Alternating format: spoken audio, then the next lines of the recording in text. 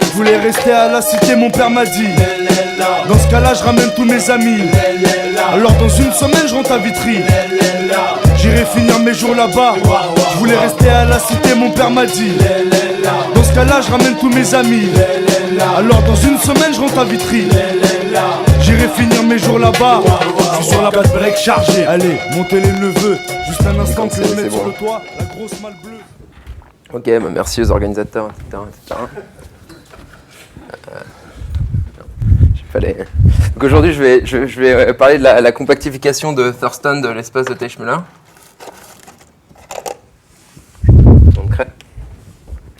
Donc voilà, la compactification de Thurston qu'on a déjà entamée la séance dernière.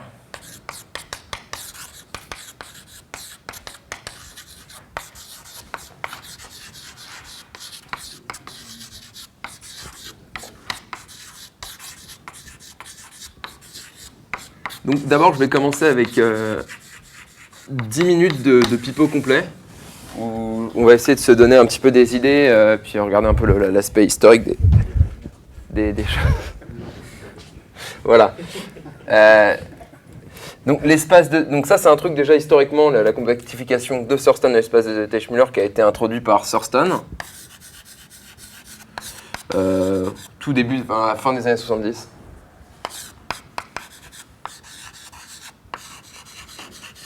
Voilà. D'accord. Donc, bon. Non ? Maxime, un commentaire ? Non ? Non. C'est pas ça, non ? Okay. Ah, Je croyais que c'était un petit peu avant 75 qu'il avait fait son truc. Ah, ok, d'accord. Ok. Bon, alors en tout cas, bon, dans les années 70. Dans les années 70. On sait pas trop parce qu'il a pas trop écrit, donc. Ouais, bon, ne perdons pas de temps là-dessus. Voilà, donc ça veut dire quoi compactifier l'espace de Teichmüller ? Parce que l'espace de Teichmüller, donc d'une surface sigma, je vais noter comme ça, c'est une variété qui est une variété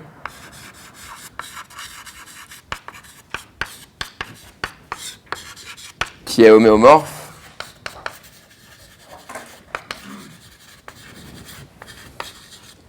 à R puissance 6G-6. Donc a priori, si vous voulez juste compactifier ça, pas très difficile, quoi.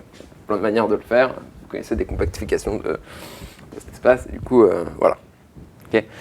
La question, c'est de le faire de manière intelligente par rapport à la géométrie et qu'on puisse dire, voilà, une suite de surfaces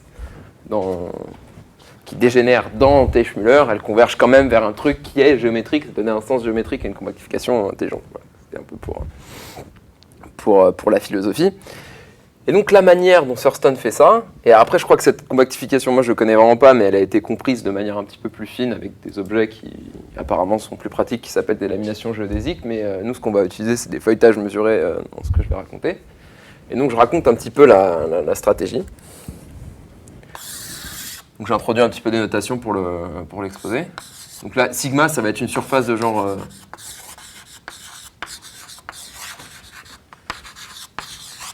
genre plus grand que 2, orientable, fermé, etc. Hypothèse minimale. Ce que je vais noter grand S, c'est l'ensemble des courbes fermées simples sur sigma.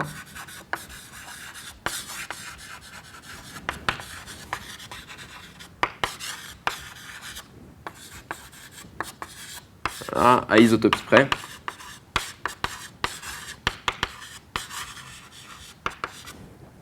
Je vais redéfinir quand même l'espace de Teichmüller. C'est l'ensemble des métriques hyperboliques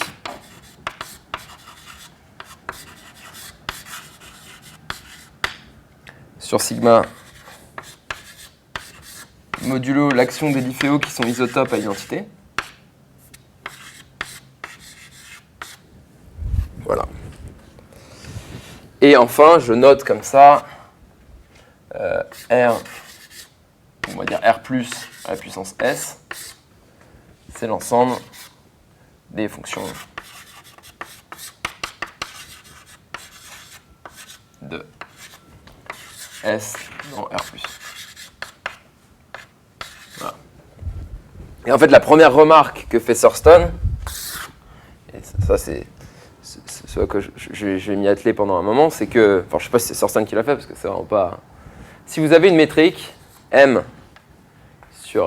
dans l'espace de Teichmüller, donc la classe de métrique, blablabla, vous pouvez associer à M un élément de R plus S, que je vais noter IM.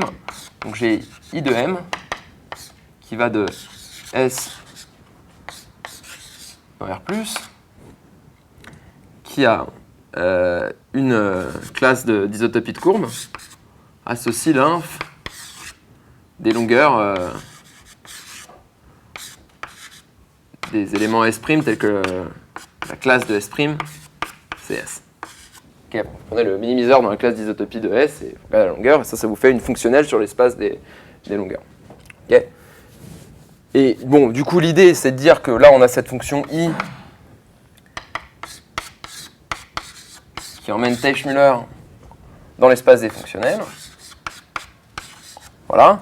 Ce truc-là est injectif. Si on s'intéresse un peu à la topologie, c'est un homéo sur son image.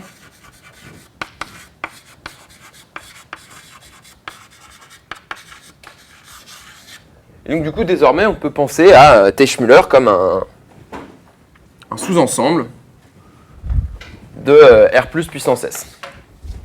C'est ça qu'on fait. Donc là, on a R plus puissance S. Je fais un dessin un peu schématique. Là, il y a, on va dire, dedans, vous avez un truc, c'est Teichmüller. En fait, on va regarder le bord là-dedans et on va l'interpréter comme un truc qui est géométrique. Ce truc géométrique,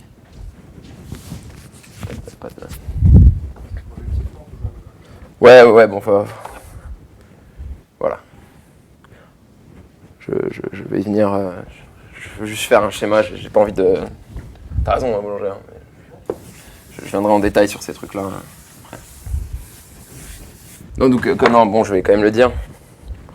En fait, ici, si vous prenez une telle fonction, vous pouvez regarder la composée pi, qui va de l'ensemble des fonctionnels comme ça, dans son projectifié. Que deux trucs sont équivalents si et seulement s'ils diffèrent d'une constante positive. Donc en fait, ce qui va vraiment nous intéresser, c'est regarder l'image là-dedans. Et là, encore une fois, pi rond i, c'est un homéo sur son image, etc., etc.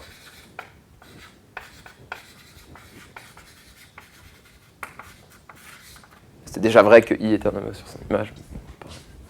Pas épilogué.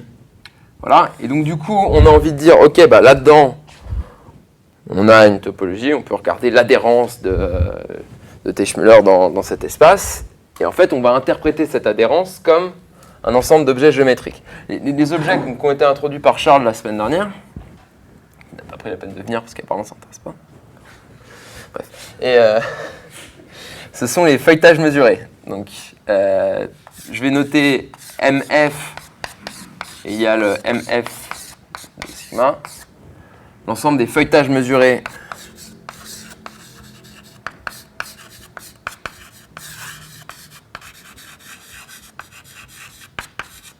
sur sigma à ce qu'il faut. Enfin, modulo ce qu'il faut, donc c'est-à-dire isotopie. Et puis quelques opérations sur les feuilletages qui sont très naturelles et bon, on reviendra dessus un peu après, mais de toute façon Charlie l'a raconté la dernière fois, c'est ces opérations de Whitehead, en fait, c'est où, quand vous voyez deux singularités comme ça, en fait, vous la contractez, un truc comme ça.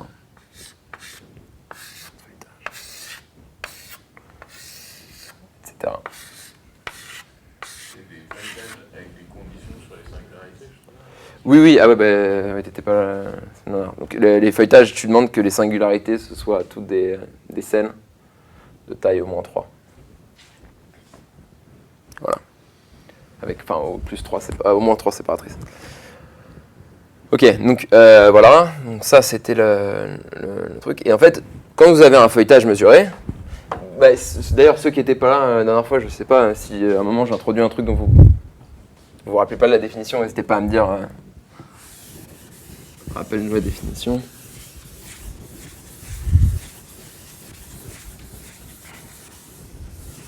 Donc un feuilletage mesuré, c'est un feuilletage avec une mesure transverse sur les feuilles. Et dès lors que vous avez un feuilletage, en fait, vous pouvez jouer au même jeu, ici, là, et genre, que vous avez fait avec Teichmüller, et introduire, associer une fonctionnelle sur l'espace des courbes simples. Si vous avez un feuilletage F,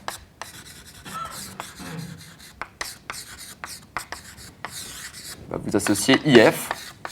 Pareil, c'est la fonction qui va des courbes simples dans... Voilà, ce qui est important. Ici, c'est jamais nul, parce que on était parti d'une métrique riemannienne, mais ici, pourquoi pas.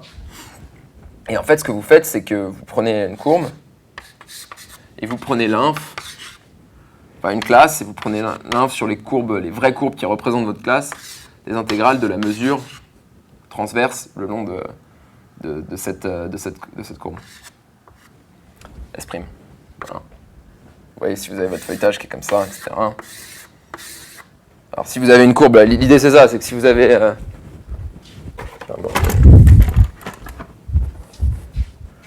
Si vous avez une courbe qui se balade le long d'une feuille, ben, elle apporte 0, puis dès qu'elle devient transverse, eh ben, elle amène la mesure de la transversale. Voilà. C'est juste pour dire. Voilà. Et donc, voilà, et donc vous avez aussi ce truc-là. Alors, ici, bon, très bien. Puis maintenant, on peut jouer au même jeu. Vous avez toujours cette injection, et vous pouvez regarder Piron, cette injection, c'est la projection sur le projectif, et ça vous amène des feuilletages mesurés dans le projectivisé des feuilletages mesurés dans le projectivisé des fonctions de R+, enfin des fonctionnels à valeur qui partent de S. Voilà. Et donc là, pareil, vous pouvez voir, penser à l'espace des feuilletages mesurés, bon, à équivalence près de dilatation, etc., comme un sous-ensemble de l'espace des fonctionnels sur S. Donc encore une fois, ce truc-là, ça va être un homéo sur son image, c'est injectif, etc.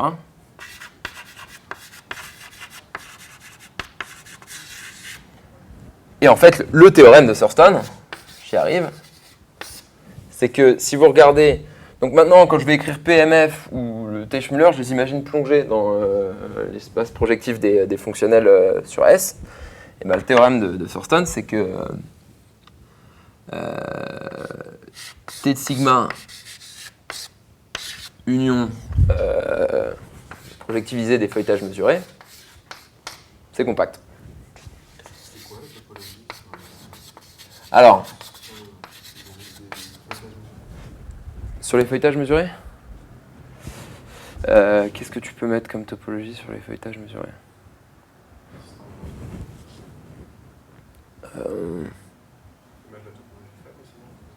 Sur les feuilletages mesurés ?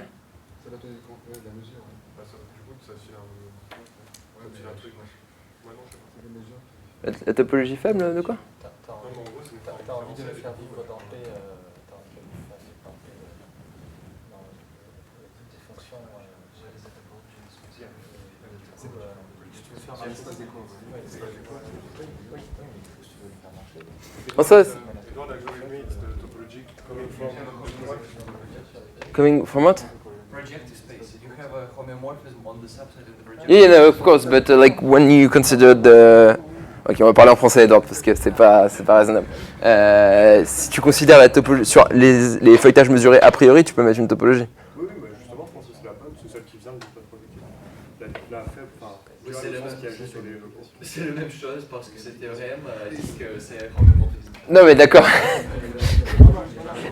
Non, mais c'est un fait, mais ce que je veux dire, c'est que t'as quand même, naturellement, c'est quand même vraiment assez pénible de montrer que cette application, c'est un homo sur son image. Enfin, que c'est injectif. Si tu mets directement la topologie sur l'élimination, Mais quelle topologie? Tu le mets directement dans le projectif, et tu regardes... Non, mais dans le projectif des fonctionnels. Ouais, mais c'est pas du tout naturel de faire ça. T'as envie de définir une topologie sur l'espace des feuilletages qui, a priori, dépend pas de... C'est l'action duale contre les courbes. C'est comme contre. Enfin, c'est pour ça Ouais, je suis pas d'accord, Boulanger, parce que si tu mets vraiment les yeux dedans, c'est vraiment pas clair que deux feuilletages qui induisent la même fonctionnelle sont les mêmes, tu vois. faut regarder, je pense. Ah non, mais c'est théorème. Du coup, ça me semble bizarre de mettre une topologie a priori sur un truc qui est pas, c'est pas clair qui distingue. Bah, je sais pas, quand t'as... Pour moi, c'est. Enfin, Sur l'espace des feuilletages, si, t'as envie de dire, voilà, non mais si, c'est un truc simple, tu prends des ouverts de cartes de ta variété, et puis après tu regardes les applications qui localement te donnent le feuilletage comme ligne de niveau, et tu demandes que ce soit la topologie compacte ouverte sur un truc comme ça. Je pense que c'est raisonnable de faire un truc comme ça. donc, de toute façon. On peut en discuter, mais mettre une topologie sur un objet qui dépend quand même d'un truc, enfin tu vois, le pont entre ces deux trucs-là, c'est quand même des trucs non triviaux, quoi. Et mettre une topologie là-dessus, bon, c'est de la philosophie, on peut en discuter après, quoi, mais voilà. Moi, par définition, une mesure transverse, ça mesure la longueur des courbes et les courbes d'intersection. Non, mais ça, je suis d'accord que tu as envie de faire ça, mais le fait que effectivement, ça te donne cette application te donne une injection en fait et te permet d'identifier les deux, c'est pas évident, quoi. Du coup, bon. Bref, donc sur ce. Voilà, donc ça c'est l'idée. En fait, du coup, ça veut dire quoi? C'est-à-dire la morale de cette histoire, c'est je vais passer le reste de mon temps à essayer de vous convaincre qu'on peut interpréter une suite d'éléments de Teichmüller qui dégénèrent comme un feuilletage mesuré. Et en plus, Ah, comment j'ai oublié, je vous m'avez coupé. Du coup, il y a une. Donc, ouais, alors bien sûr, là, donc c'est une réunion disjointe. Donc, la réunion est disjointe, c'est compact. Le bord de Teichmüller, vu comme sous-variété de ce truc-là, c'est égal au projectivisé des feuilletages mesurés. Et en plus, on a cadeau sur la topologie. Donc, ce truc-là, l'union est une boule fermée.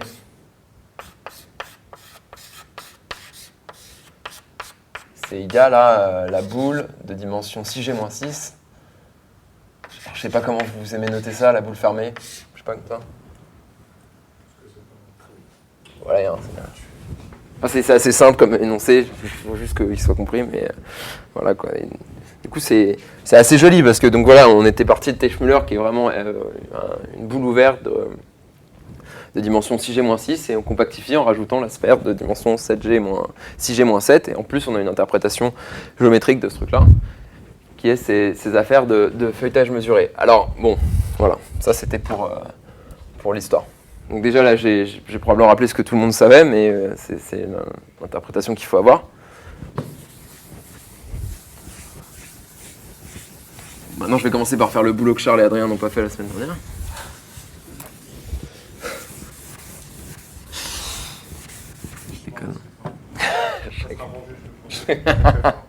Non, je plaisante. Ok. Moi, je plaisante pas. Donc, tout d'abord, je vais vous montrer comment, donc, tout ce que j'ai raconté là de manière un petit peu rapide, j'ai dit que Teichmüller, par l'application intégration sur les longueur des courbes, se plongeait bien ce truc-là. Donc, je vais rapidement raconter ça. Donc, ce qui est très important, et pour la suite de l'exposé, je vais fixer sur une surface, alors je dessine de genre 3, une décomposition en pantalon. Parce que vous vous rappelez que la semaine dernière, on avait pas mal étudié les pantalons sous toute leur couture, et c'était pas pour rien, c'est parce que ce sont les briques élémentaires des surfaces, et qu'en fait, on va, pour les feuilletages mesurés, pour les métriques hyperboliques, on va toujours tout réduire, enfin, on va essayer de réduire nos problèmes à des questions sur des pantalons. Okay, donc je prends une décomposition en pantalon qui a la propriété suivante. C'est-à-dire que les pantalons sont plongés. Je ne sais pas si vous voyez ce que je veux dire par plongé. C'est-à-dire que le bord deux composantes de bord d'un même pantalon ne sont pas recollées ensemble. Ce qui peut arriver si vous ne faites pas gaffe. Par exemple, j'aurais pu prendre en fait à la place de cette courbe-là, là. Ici, et ici vous avez découpé ici, et du coup si vous avez un pantalon et il y a deux composantes de bord qui sont collées ensemble, c'est pour ça que faire un petit peu attention. Voilà. Donc cette décomposition, donc les courbes qui découpent ma surface en pantalon, je vais les appeler les KI, K2, etc. Donc K1, K. Ok, j'avais fait le calcul.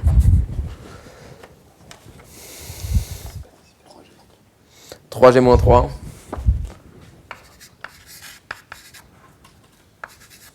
Découpe sigma.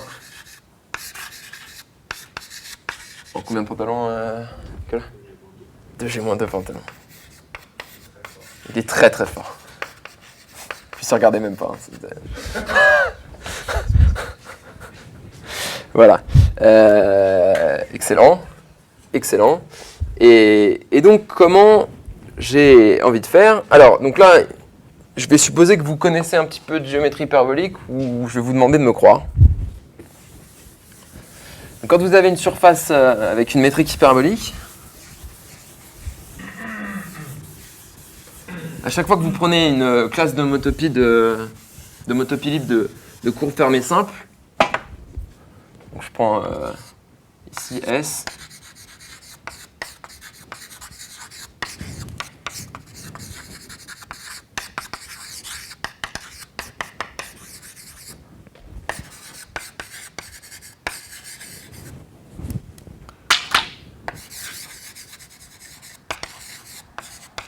Voilà. Il existe un représentant, on va dire S' de cette classe. Ce représentant, en fait, il est unique, qui est une géodésique.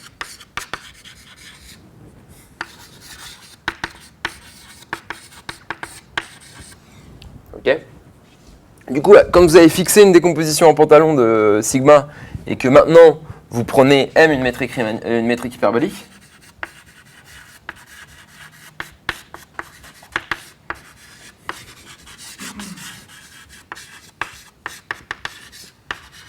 et ben en fait cette décomposition en pantalon elle peut être rendue géométrique et vous pouvez en fait vous faire en sorte que, quitte à bouger un petit peu vos courbes, vous découpez votre surface en 2G-2 pantalons dont le bord est totalement géodésique. Donc la décomposition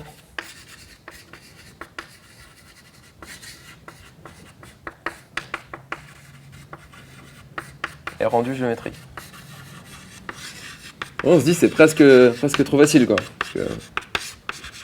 Enfin c'est vraiment, en fait c'est facile quoi. Après du coup pour classer les métriques hyperboliques sur une surface, alors toujours on est dans Teichmüller donc on a un marquage, donc à un marquage près, une décomposition en pantalon près.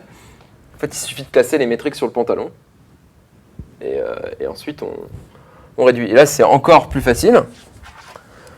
Parce que, donc ça je vais pas le prouver, c'est... enfin je voulais le faire mais en même temps j'ai pas le temps quoi. C'est que si... Donc on va prendre P un pantalon.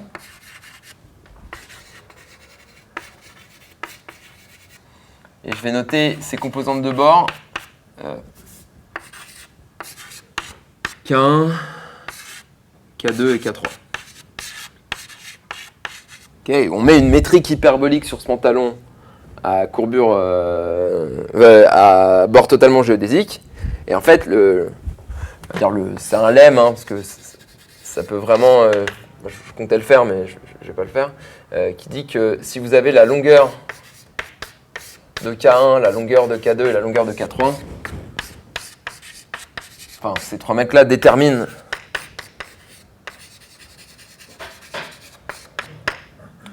P avec sa métrique hyperbolique à bord totalement géodésique, détermine et réciproquement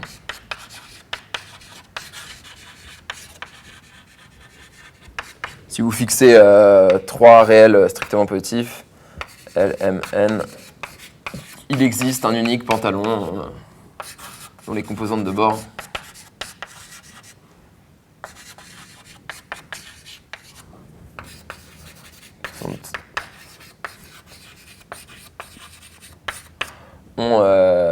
ont ces longueurs. Donc en fait, l'espace des pantalons hyperboliques à bord totalement géodésique, c'est ça puissance. Bon, je dis juste un mot de la preuve de ce truc-là, parce que c'est assez simple. Hein. Si vous prenez un pantalon, comme ça, totalement géodésique. En fait, je sais pas. D'abord, je veux dire, est-ce qu'il y a des gens qui ne connaissent pas cette preuve? Ok, bon, bah, du coup, je la raconte. Donc, comment ça marche? Vous avez un pantalon. Pas mal. Voilà. Et donc, du coup, ce que vous pouvez faire, c'est considérer le chemin le plus court qui va d'une composante de bord à l'autre. Voilà. Par exemple. Puis là, ici. Ok.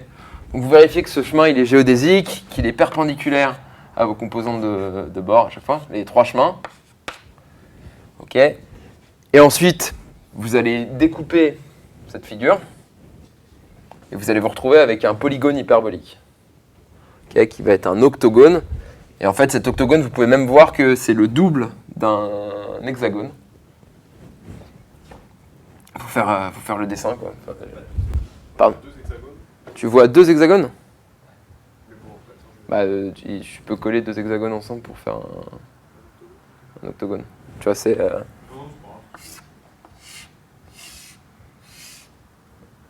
2, 3, 4, 5. Il faut que ce soit, voilà. Si tu coupes le long de que de 2 courbes vertes, je sais pas, il m'en manque peut-être un. Tu vois, il faut juste bien prendre. Tu vois, ici, t'as ces 2 côtés qui vont se mettre ensemble. Tu vois, t'as une courbe verte au milieu. En fait, si tu coupes que le long de 2 courbes vertes, tu vois ça. Bon, voilà, tu fais le dessin et en fait, du coup, bon, le seul truc qu'il faut montrer, c'est que en fait, il y a une certaine symétrie et que t'as 2 mecs et du coup, ensuite, tu vois bien que là, vous allez vous retrouver avec un hexagone hyperbolique avec que des angles droits et certaines conditions sur blablabla. Et il faut montrer que seuls les paramètres qui sont les paramètres des longueurs déterminent c'est assez élémentaire finalement. C'est assez élémentaire. Mais voilà, c'est un bon exercice à faire, je pense. C'est assez... Ouais, quoi, je sais pas. Moi, j'aime bien ça parce que ça prouve que la géométrie hyperbolique, c'est la géométrie, quoi. Enfin, comme on en faisait à l'école quand on était petit, quoi. C'est pas si dur que ça. Voilà. Et en vrai, donc, du coup, on est là. En fait, c'est pas mal. On va pouvoir paramétrer Teichmüller sans trop de douleur parce que si vous avez une métrique maintenant, Teichmüller, et ben vous lui associez. Donc, je sais pas si vous êtes assez à l'aise avec les fonctions i que j'avais. Bon, je vais l'écrire comme ça, puis si vous comprenez pas, vous me dites. IM des KI. Voilà. I entre. C'était quoi 3G moins 3 et... Vous leur associez la longueur de chacune des courbes là. Ça prescrit des longueurs sur les bords des pantalons que vous avez. Et donc, du coup, vous avez tous les pantalons. Et vous dites, bon, bah, j'ai à peu près ma métrique. Bon, après, si vous voulez être un petit peu tatillon, vous allez me dire, ouais, mais comment tu les recolles, tes pantalons? Alors, bon, effectivement, il faut quand même prendre en compte ce truc-là. Je vais quand même le faire. Hein. Donc voilà, et en fait, on a ce truc-là. Et qu'est-ce qui nous manque une fois qu'on a ces données-là pour savoir quelle est notre surface hyperbolique? C'est comment on recolle nos pantalons ici à la frontière. Donc à la frontière, vous voyez vraiment. Donc, bon, ça peut paraître évident, mais si vous réfléchissez un tout petit peu, il y a quand même un truc qui est vraiment important, c'est que le bord est totalement géodésique et que la métrique que vous avez, c'est une métrique hyperbolique. Donc elle est très très homogène et du coup, vous pouvez vraiment, quand vous avez 2 pantalons que vous voulez recoller ensemble, vous pouvez vraiment, quelle que soit la manière dont vous identifiez le bord de manière géodésique, recoller de manière à obtenir une métrique hyperbolique. Pareil, Captain Obvious, je suis d'accord, mais il y a quand même un truc qui est inhérent à la géométrie, on va dire rigide, quoi.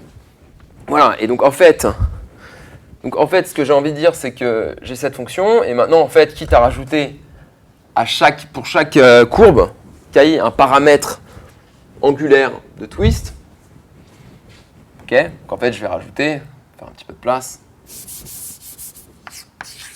un certain angle θi.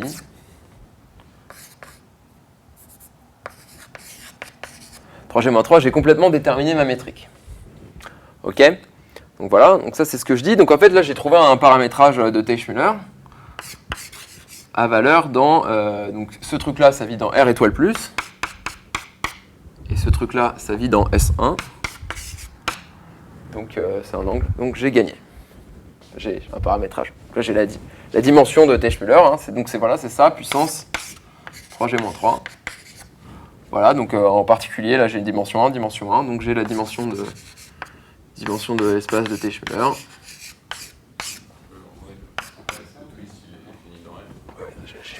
J'ai vu. Quoi? Je suis désolé, j'aime trop faire des trucs comme ça. Donc c'est 2 fois ce truc-là. C'est 6G-6. Ouais, mais c'est pas vraiment ce que j'avais annoncé. Non, mais franchement, je pense que c'est quand t'arrives là que tu comprends si t'as compris Teichmüller ou pas, en fait. Enfin, moi, c'est là où j'ai compris Teichmüller. Après, voilà, chacun... Parce que, en fait, ce qu'on avait annoncé, c'est que Teichmüller, c'était homéomorphe à R puissance 6G-6. Donc, en particulier, qu'il n'y avait pas de topologie. Mais là, on voit des S1, on voit des courbes essentielles qui sont plongées dedans. Et du coup, on se dit, mais attends... Enfin, voilà, quoi, attends. Voilà. Et en fait, du coup, là, il faut juste... je sais pas, est-ce que, par exemple, ce truc-là est évident pour tout le monde? Ou est-ce que ça vaut le coup que j'y passe 3 minutes? Ben non, mais je demande... je sais que... Quoi, non? Je sais pas? Non, bon, ok.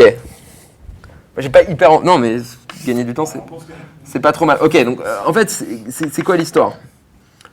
Boulanger, tais-toi.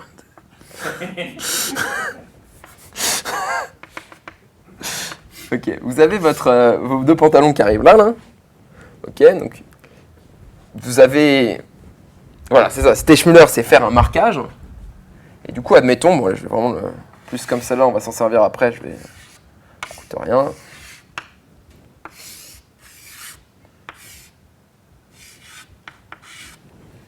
Ok, et on va regarder cette courbe-là.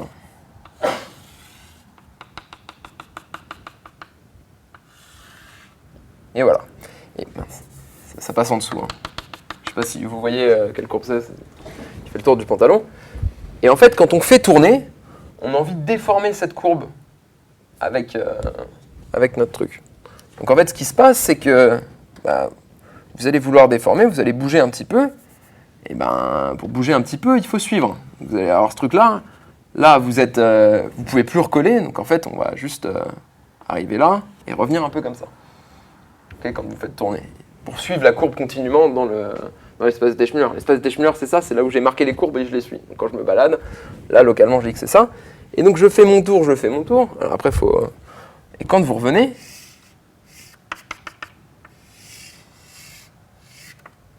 Alors, qu'est-ce que je fais? Je gâtouille. Bref. Là, j'ai fait mon tour et je suis revenu. En fait, la courbe verte, qui initialement était un truc qui faisait le tour comme ça, elle est devenue ça.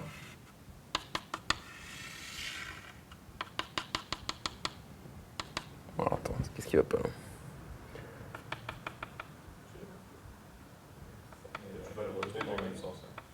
Voilà. Voilà. Si vous ne l'avez jamais fait, je vous invite à prendre des pantalons et faire tourner des courbes dessus. Et vous verrez que... Voilà. Et du coup, quand vous êtes revenu, ces 2 trucs-là, c'est plus les mêmes vues de Teichmüller. Parce que les courbes qui ont effectivement cette courbe-là et cette courbe-là, pour le marquage, c'est les mêmes. Et clairement, là, métriquement, c'est vraiment plus du tout les mêmes. Celle-là, elle est... Alors, en fonction de la direction dans laquelle on a tourné, celle-là, a priori... Quand on a fait le dessin comme ça, elle est beaucoup plus longue que l'autre. Voilà. Donc, dans Teichmüller, c'est pas les mêmes. Et du coup, en fait, ici, quand on tourne, on tourne à l'infini. En fait, ce qu'on voit, c'est pas S1, mais son vêtement universel qui est R. Voilà. Et donc, du coup, on a trouvé la bonne paramétrisation. Cette paramétrisation s'appelle la paramétrisation de Fenchel-Nielsen.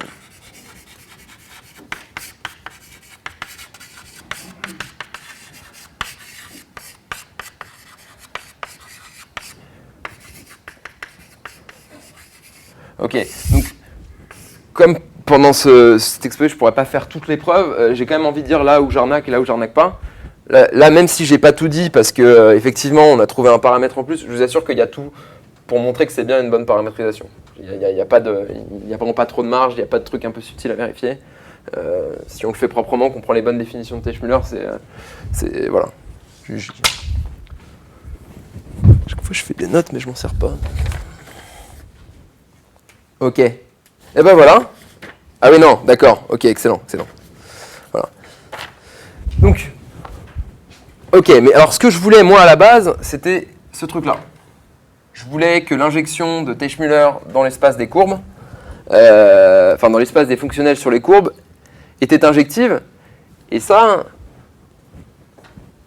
bon, effectivement, j'en ai une partie parce que je sais que des invariants d'isométrie, ce sont les courbes selon lesquelles je découpe.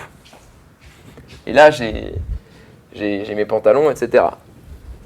Maintenant, ce que j'aimerais bien, c'est, pour avoir l'injectivité, c'est encoder de manière, on va dire, injective, les angles θi dans les longueurs d'autres courbes. Voilà. Donc là, je vous raconte rapidement comment faire. En fait, c'est bien, le dessin est déjà là. En fait. Par contre, là, je ne vais pas vous faire la preuve, mais maintenant, ce que je vous dis, c'est que si vous connaissez la longueur pour la métrique, donc ce que je note I2, donc ici, si j'avais la courbe KI selon laquelle je faisais le twist, ça, je vais l'appeler KI', et celle-là, la double, KI seconde. Okay. Et ce que je dis, c'est que si vous connaissez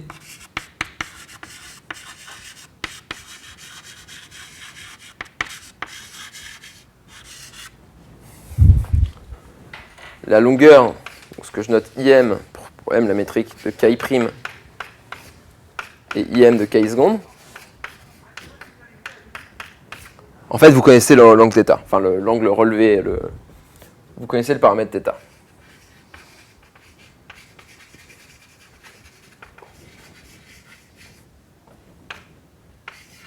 θi.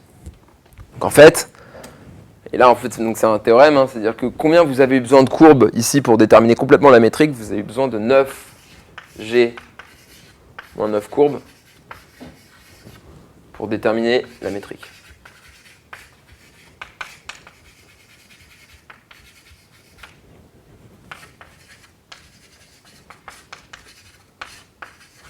Voilà. Et donc si vous faites comme si vous ne connaissiez pas ce théorème-là, et ben, vous avez prouvé que Teichmüller se plonge dans un R puissance quelque chose. C'est un peu stupide, mais bon. Voilà.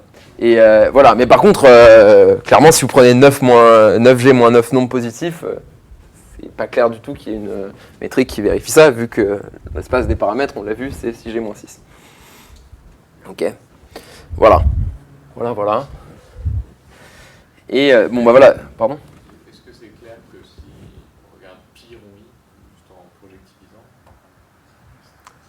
Donc j'allais y venir. Voilà. Donc là, c'est le dernier truc qui reste un peu à vérifier, c'est de montrer que la projection. Voilà. Donc là, on a réussi à le mettre dans l'espace des fonctionnels. Et en fait, ce qu'on a envie, c'est de montrer que l'image de ce truc-là dans le projectif est aussi injective. Ça, je vais pas le faire. Mais c'est pas très dur, c'est de la géométrie hyperbolique. C'est-à-dire que vous imaginez que vous avez une métrique hyperbolique, deux métriques hyperboliques dont ici vous avez dont toutes les longueurs sont exactement des multiples scalaires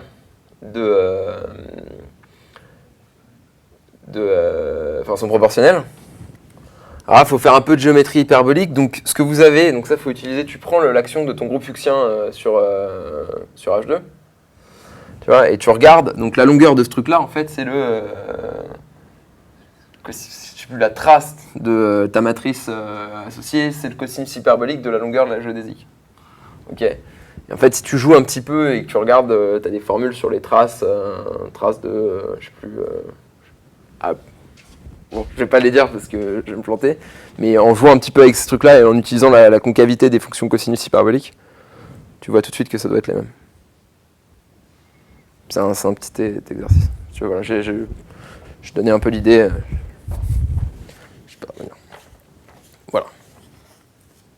Ok. Bon, bah, très bien. Voilà, je pense que j'ai dit un peu ce qu'il fallait. Et donc ça, enfin vraiment, hein, cette remarque-là, plus ce que je viens de dire à Nicolas, ça prouve bien que maintenant, la projection dans le projectivisé, c'est injectif. Alors après, pour les histoires de topologie, je vais pas y aller. On va dire que c'est un homomorphisme sur son image pour la topologie de Fenchel-Nielsen. Mais c'est pas très dur, faut juste regarder le truc dans les yeux, quoi. Voilà. Si vous voulez tous les détails, ils sont faits dans un style très Albert Fatih dans ce bouquin. Voilà. Il y a tout. Voilà, c'est absolument illisible, mais il y a tout, quoi. Sinon, il y a quand même Peter Boozer qui est hyper bien. Voilà. Mais sinon, il y a plein d'autres compactifications encore mieux, comme me l'a fait remarquer. Ouais. Bon, du coup, voilà. Donc maintenant, je vais passer à une deuxième partie sur les feuilletages mesurés.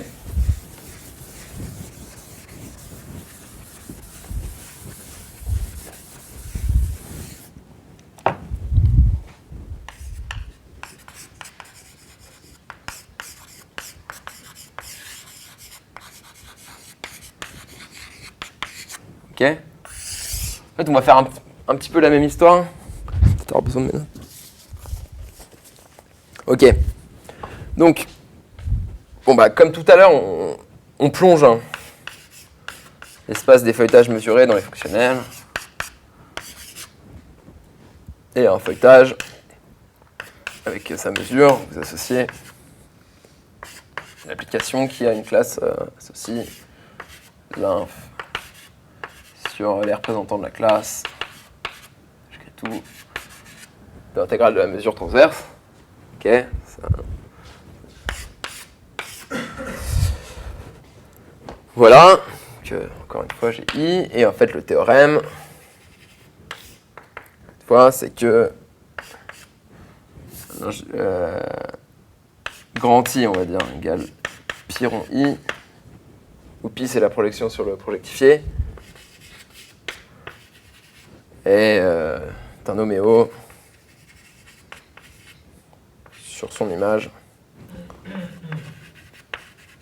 Donc alors bien sûr, quand je dis pi rond I, c'est sur le projectifié des mesures, des feuilletages mesurés. Parce que si c'est un feuilletage mesuré, vous pouvez juste multiplier la mesure par une certaine constante positive, et enfin voilà, vous avez vraiment une action de R plus étoile qui est compatible avec la projection sur son image. Donc on a voilà, P de MF, donc un grand I de P de MF. Enfin plutôt I de MF. Voilà. Voilà. Alors, ce truc-là, c'est, là-dessus, je vais aller vite, parce que si vous voulez le faire vraiment en détail, c'est extrêmement pénible. Mais je vous dis juste un peu comment on a envie de faire. On a envie de faire exactement comme dans Teichmüller. On a envie de prendre un feuilletage mesuré, regarder la décomposition en pantalon.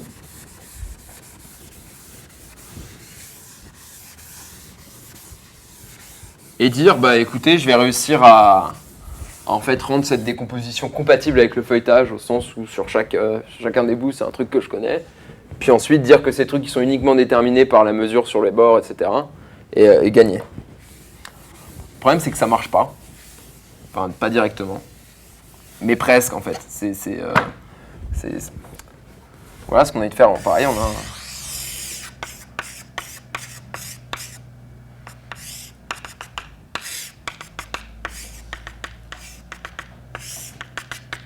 voilà, vous prenez une bonne décomposition en pantalon, comme je l'ai dit tout à l'heure. Puis vous avez un feuilletage mesuré. Et en fait, ce qu'on aimerait, c'est si vous un pantalon, il est parfois bien agréable de le dessiner comme ça. Et pour ceux qui étaient là la semaine dernière, on avait un peu classifié les feuilletages sur les pantalons. Et en particulier, donc il y en a, voilà. Donc vous avez des feuilletages qui sont un peu comme ça. Donc alors là, il fallait quoi? Comme ça. Je sais pas si vous comprenez comment je veux le dessiner, mon feuilletage. Là, je dessine les feuilles, ouais. Ici, vous avez... Sacré boulanger.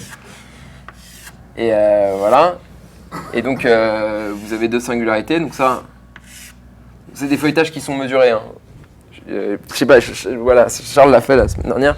Puis il y en a un deuxième type qui est comme ça.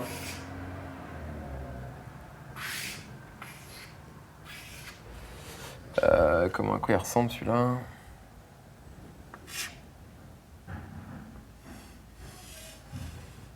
Regarde comment il est. Ah, il est comme ça, ouais, c'est ça. Ouais.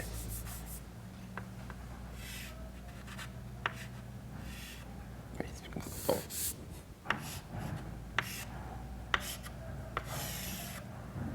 Voilà. Qu'est-ce que je fais? Est-ce que vous le comprenez? Il y a ici deux singularités ici.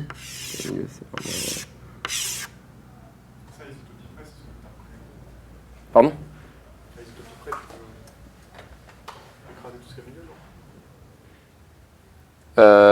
Non.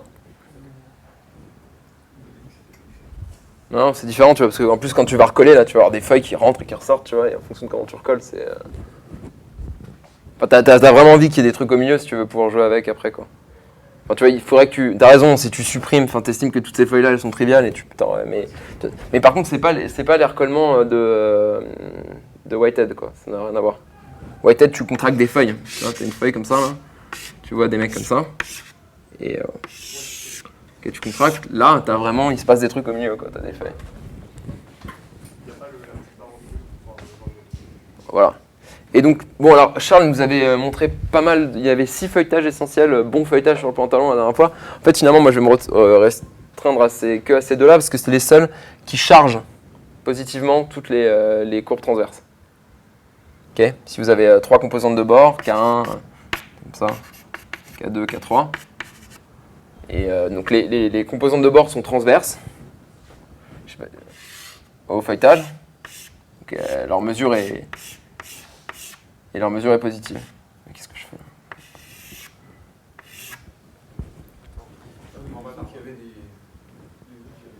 Voilà, pour les 6 autres feuilletages, bon, à permutation près, parce que voilà, ouais.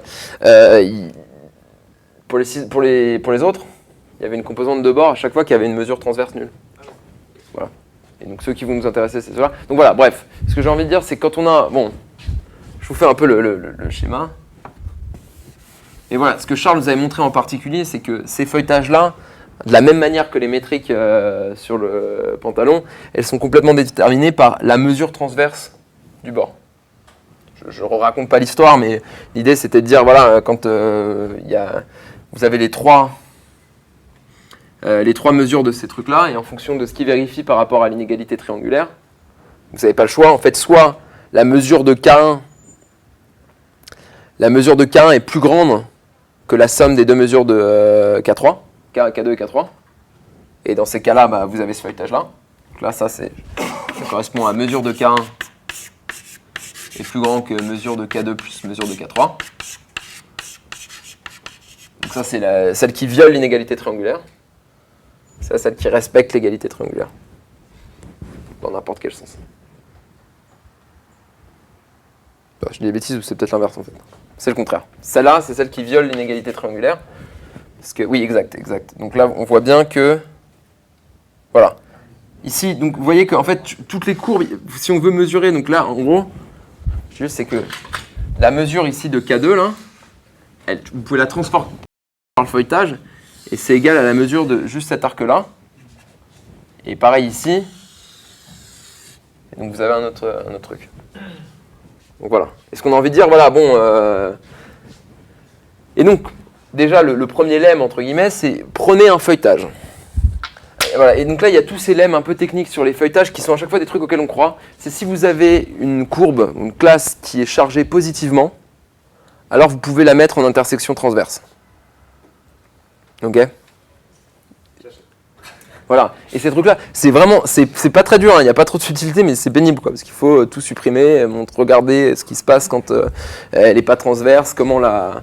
En gros, moi, il se passe d'autres trucs, mais ce à quoi il faut penser, c'est que si vous avez une courbe qui est chargée positivement, ok. Voilà, le truc qu'on n'a pas envie de voir, c'est si vous avez votre feuilletage, là c'est le feuilletage localement, c'est le feuilletage horizontal. Ok, vous êtes comme ça. Et quand vous regardez, on va mettre ici, la mesure de transverse de cet arc-là, c'est nul. Parce que ici vous faites plus la mesure, ici vous faites moins la mesure.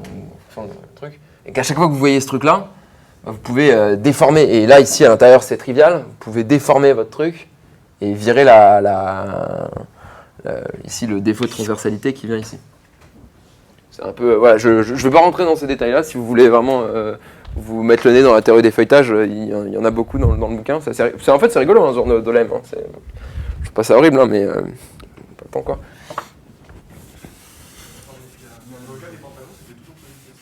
Pardon ? Non, mais la mesure des bords, elle est positive, mais en fait, ce qui... Moi, depuis le début, je pensais que c'était mesuré genre positif. Non, t'as raison, non, c'est pas ça que je voulais dire, excuse-moi. Enfin, c'est juste... Est-ce que la mesure, elle est positive ou pas? C'est une mesure ou c'est signé Non, t'as raison, non, c'est pas signé. Je dis des conneries, c'est pas signé. Mais ce que je veux dire, c'est que justement, ici, tu rajoutes beaucoup de mesures, donc t'as pas besoin. Ouais. Tu vois, donc quand tu minimises, tu tues ces trucs-là, c'est ça que je veux dire. Je suis un peu... Je veux dire que si t'es pas transverse, tu peux toujours minimiser un peu l'énergie, enfin au sens... Voilà, c'est... Ouais, c'est un peu là-haut, c'est vrai. Tant que t'es pas transverse, et à la fin, soit t'es chargé de mesures positives, et donc du coup, t'es transverse, soit sinon tu te rétractes sur une feuille. C'est, voilà. Mais bon, il y a des trucs un peu relous qui arrivent, quand vous passez près des singularités, il faut désingulariser, etc. Donc, bon voilà, j'ai pas vraiment envie d'en dire plus. Mais c'est amusant en plus, hein. C'est juste... ok. Et donc du coup... Donc là, vous avez envie de faire un peu la même chose. Admettons que vous avez fixé votre décomposition en pantalon. Si le feuilletage mesuré que vous avez considéré charge positivement tous les pantalons, vous mettez toutes ces feuilles, tous les trucs que vous trouvez un représentant de la classe isotopie qui est en intersection transverse. Et là, sur le complémentaire, vous voyez bien un feuilletage comme ça. Et donc là, on peut que si. Et donc cette condition, elle est ouverte. Donc déjà, croyez-moi que je vous fais des trucs qui sont d'une certaine manière générique. Si vous voyez ça, localement, vous allez pouvoir paramétriser l'espace des feuilletages un peu de la même manière. Donc vous avez chacun de vos pantalons. Sur chacun de vos pantalons, le feuilletage mesuré, il est uniquement déterminé par la mesure de ces trucs-là. Et puis ensuite, vous avez les paramètres de twist. Et pareil, ceux-là, vous allez les estimer en utilisant les courbes K1, K1' et K2, enfin KI' et KI seconde prime. KI seconde, tout court. Ou KI''. Bon, bref. Et En plus, c'est encore plus naturalisé, parce que retrouver le paramètre de twist, c'est vraiment... Ok. voilà. Et en fait, c'est ça. Et comme c'est entre guillemets plus facile, et quand tu fais ce truc-là, tu le fais en détail. Je vous avoue que je pense que je l'ai lu plusieurs fois, mais je serais incapable de le refaire maintenant. C'est un peu... Mais quand vous faites ce truc-là et que vous mettez le paramétrage, vous voyez ce qui ne se voit pas ici quand vous avez le 9G-9, que l'espace est de dimension 6G-6. Vous avez des relations assez... Voilà. Ok, donc là, bon voilà. Et après, ce qui se passe, c'est que donc, pour cette condition qui n'est pas ouverte, qui est fermée, mais qui peut arriver qu'il y ait une des courbes qui est chargée négativement, alors soit... Je pense que tu dois pouvoir jouer comme ça, soit tu dis que tu vas trouver une autre décomposition en pantalon, telle que tout le monde ne s'intersecte pas. Sinon, pour trouver des coordonnées globales, ils présentent ce qu'ils appellent une forme normale du feuilletage, qui est un truc... Attends, je suis passé à côté en fait de ta... J'ai dit donc pour le cas où une des courbes de la décomposition en pantalon pour un feuilletage donné n'est pas chargée par la mesure. En fait, ce qui démontre, c'est qu'il y a une forme, on va dire, dans laquelle tu peux mettre ton feuilletage qui est appelée forme normale, qui est un truc un peu plus compliqué, où en fait tu t'arranges pour que ta composante de bord en fait, de ton pantalon, ce soit un cycle de feuilles, c'est un truc qui, en passant que par des feuilles, aille de singularité à singularité, ou ensuite qui soit transverse, puis machin. ils arrivent à redémontrer les mêmes résultats de paramétrisation. Ils te retrouvent une paramétrisation locale. Et c'est pénible, mais voilà. En fait, c'est ça qu'on aurait peut-être dû faire dans des exposés précédents. Ou pas, voilà. Ok, de toute façon, le truc, c'est de se donner un petit peu des idées. Et c'est 6G-6 ou pas l'espace des feuilletages, c'est 6G-7? Non, parce que c'est le bord. C'est le productifié. Ah. C'est pas un moins que la dimension. Si, mais quand tu fais tu vois, là je te fais l'espace des feuilletages, il est dimension 6G-6, donc son productifié, il est dimension 6G-7. Alors, c'est ça, bon alors juste vite, je vois que tu t'embrouilles, c'est juste que quand tu as un feuilletage mesuré, toute la droite multipliée par lambda, elle est aussi réalisée en termes de feuilletage mesuré, alors que quand tu es dans Teichmüller, quand tu as un point dans une droite, il est tout seul. Parce que le lemme qu'on avait dit tout à l'heure. C'est bizarre du coup que tu aies deux fois la même paramétrisation avec deux choses qui sont. Deux fois la même paramétrisation. Enfin, les paramètres de twist, du coup, à droite, tu as essayé de les faire correspondre à quelque chose au niveau des feuilletages. Pardon? Les paramètres de twist. Mhm. Ici, toi, tu dis que c'est un peu la même paramétrisation. Ah, c'est vraiment. On comprend bien les longueurs. Ça marche pareil, mais en plus, c'est assez explicite. C'est-à-dire que quand tu connais les longueurs là, de courbes, tu connais les relations entre elles, quoi.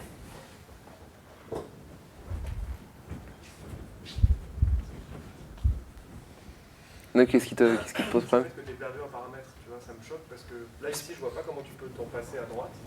Les twists, tu vois, enfin les longueurs, c'est la mesure des bords, ça je crois. C'est l'analogue. Les twists, tu dis que tu peux l'encoder par la mesure des courbes qui doivent être les mêmes courbes qui sont là. Ouais. Mais il y en a une de moins, a priori. Bah, on n'a pas une de moins, il y en a autant. Il y a autant, tu vois, c'est ça. Enfin, Mais du coup, ça fait 6G-6. non, mais il n'y a pas de problème. Hein. La dimension de l'espace des feuilletages mesurés, c'est égal à la dimension de Teichmüller. Ah, mais comme dedans, tu as la droite où je multiplie tout le monde par Ah, bah, ça est compris dans les paramètres, quoi. Ouais, d'accord. Ouais, mais c'est ça qui me. Ok, mais c'est pas grave. En fait, ce que tu as vraiment, c'est si tu veux, dans les paramètres, tu as un cône. Voilà, tu vois que tous les paramètres que tu vas trouver, ils sont stables par. Enfin, tu t'en prends certains, tu les multiplies, bah, tu obtiens toujours un autre paramètre, quoi.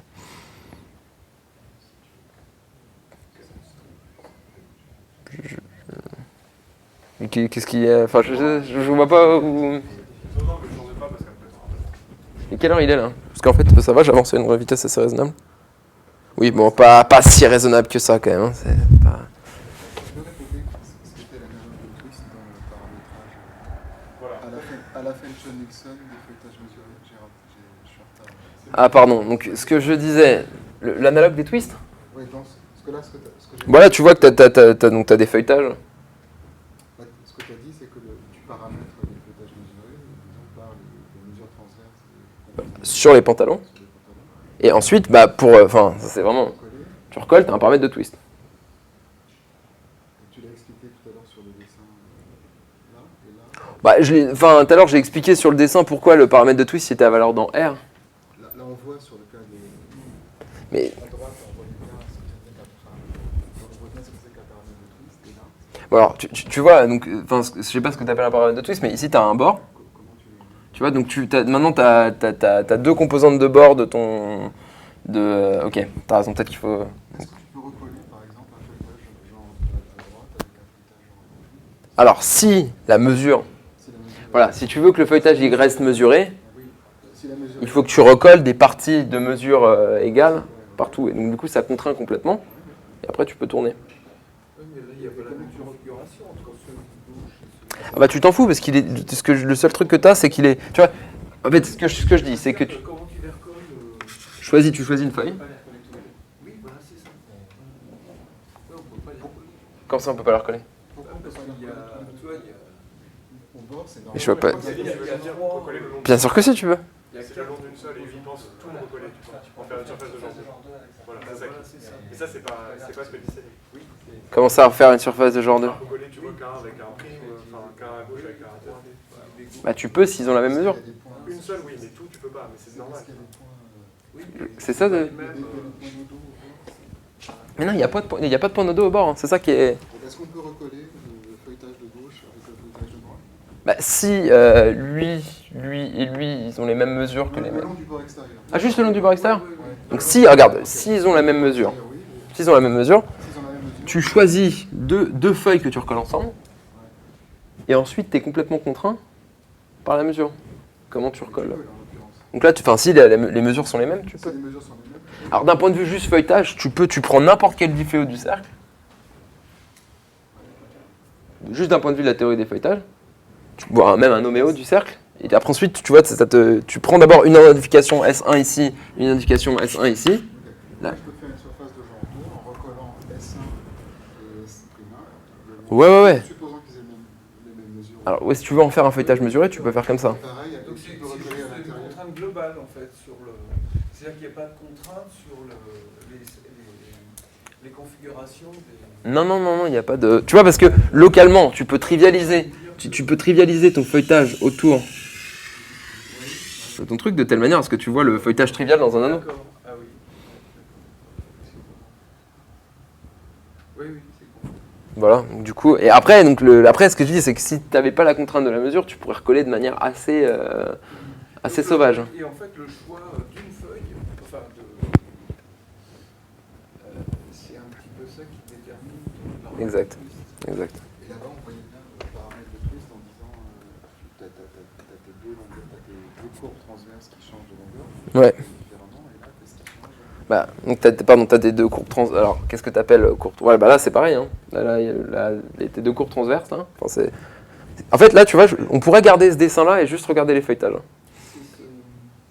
Et- le fait que tu choisisses des feuilles différentes, ça va entraîner des topologies différentes des feuilletages. Quoi. Ah oui, bien sûr. Bien sûr. Si tu pars d'une certaine feuille c'est-à-dire qu'il y a un moment où tu vas tourner, ça dépend où est-ce que tu arrives. Quand tu vas suivre tes feuilles, tu vas tourner de manière différente si tu choisis. Exactement, bien sûr. C'est ça. Mais par contre, tu vois, les courbes que tu prends, après, nous, on intègre le feuilletage selon des courbes qui n'ont rien à voir avec les feuilles. C'est juste, on préfère qu'elles soient transverses. C'est des classes. Là, par exemple, passer à l'intérieur du pantalon, donc tu droite, par exemple, tu as 0. Pardon? Quand tu C'est qui 0? normalement. Non, vas-y. Non, c'est le cœur du truc. Hein, donc, C'est d'en faire, on tu peut- vois, plutôt que à droite, on peut très bien les dessiner à gauche dans le feuilletage. les deux que j'ai fait à droite. Une pour l'instant en référence. Et puis après, Une quoi? La courbe verte à droite, La courbe verte, ok, la courbe transverse, donc celle-là. Ouais, voilà, celle-là. selon laquelle on va intégrer contre le feuilletage. Ouais. Non, la verte à droite. Ah, la verte à droite, celle-là. Bien sûr, donc tu la traces. Tu la traces sur un des pantalons et on peut la suivre et regarder comment ça tourne. Ouais, mais après, il faut recoller. Tu vois, voilà, c'est tout. Et quand tu as fait le tour, bah, tu été obligé de recoller en rajoutant. D'accord. Voilà. Et donc, ce que je dis, maintenant, une fois que. Non, mais c'est vrai, en plus, enfin, vous avez compris le truc, je pense, c'est que quand vous connaissez les longueurs d'une courbe, donc en fait, elle ferait quoi la courbe si on recollait les deux bords tels qu'on les a recollés? Les courbes qu'on considère, en fait, c'est. Si on avait recollé les deux, la courbe qu'on considère, bon, c'est un truc. Ça. Et ici, comme ça, quoi. Tu vois, c'est la première. Et la deuxième, c'est un truc qui fait. Donc ça, c'est K1. K1'. Et après, vous avez. Attends, je me manque pas de couleur. C'est terrible.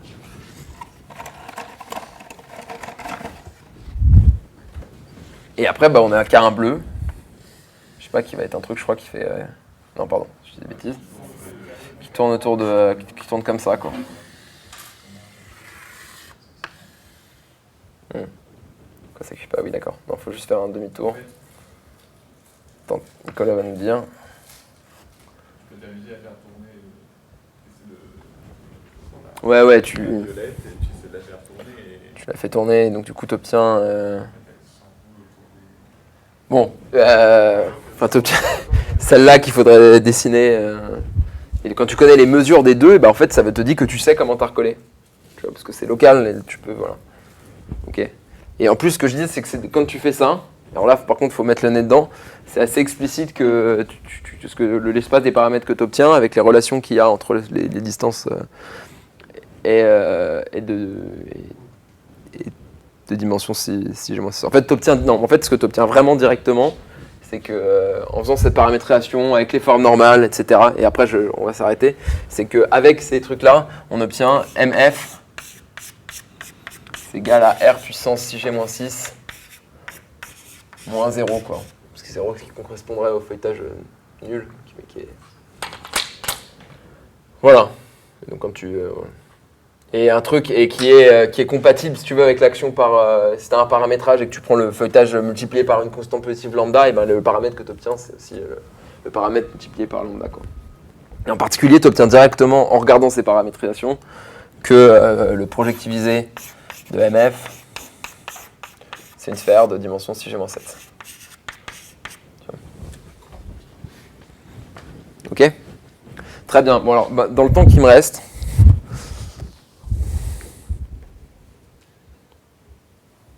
J'aurais pas le temps d'aller au bout. Je suis désolé. Hein. Même en dépassant beaucoup, j'aurais pas le temps. Je vais juste vous raconter un petit peu comment on va décrire des voisinages de feuilletage dans l'espace de Teichmüller.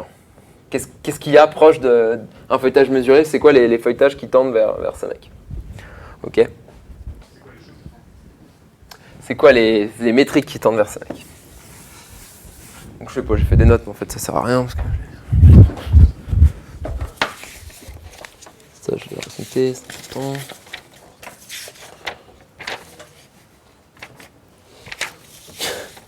Ouais. Blablabla. Bla, bla, bla. Ok, ouais. Donc en fait, bon, j'espère vous avoir quand même convaincu qu'il y a une certaine saveur commune à l'espace des feuilletages et à Teichmüller, et qu'on voit un petit peu comment on arrive. Alors, donc, voilà. Je vous dis un peu intuitivement comment j'ai compris le truc. L'espace des feuilletages, ça donne des longueurs à tout le monde, mais il y a certaines courbes qui peuvent être nulles, par exemple. Ce qui ne peut pas arriver quand on a une métrique riemannienne. Et en fait, je pense que je vais commencer par démontrer ce lemme, qui va peut-être me mettre un peu sur la voie de la compréhension du truc. Donc, 3. Je vais ça. En fait, le titre de mon 3, c'est le résultat. Dans l'espace juste des fonctionnels, pas projectivisés, mais en fait, c'est la même chose. L'espace des feuilletages mesurés et Teichmüller sont disjoints. Et la raison pour laquelle, c'est que si vous prenez M, une métrique, là c'est de la géométrie riemannienne, il existe une constante epsilon, que pour toute courbe,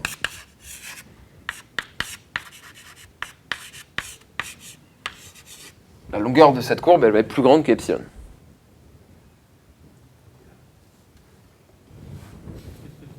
Pardon ?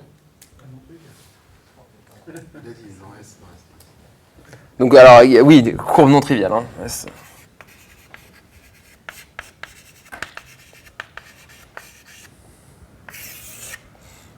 Non triviale. Parce que la surface est compacte. Alors je sais pas, voilà, ça c'est le rayon d'injectivité, je sais pas, il y a plein de manières de le montrer.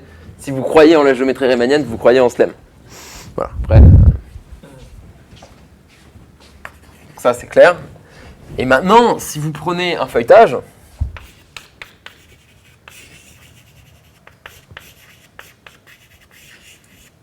ok, vous prenez votre feuille préférée, qui n'est pas un truc qui termine à une singularité ou qui part d'une singularité. Ok, prenez une feuille. F, une feuille. Je sais pas comment on note une feuille. Petit f.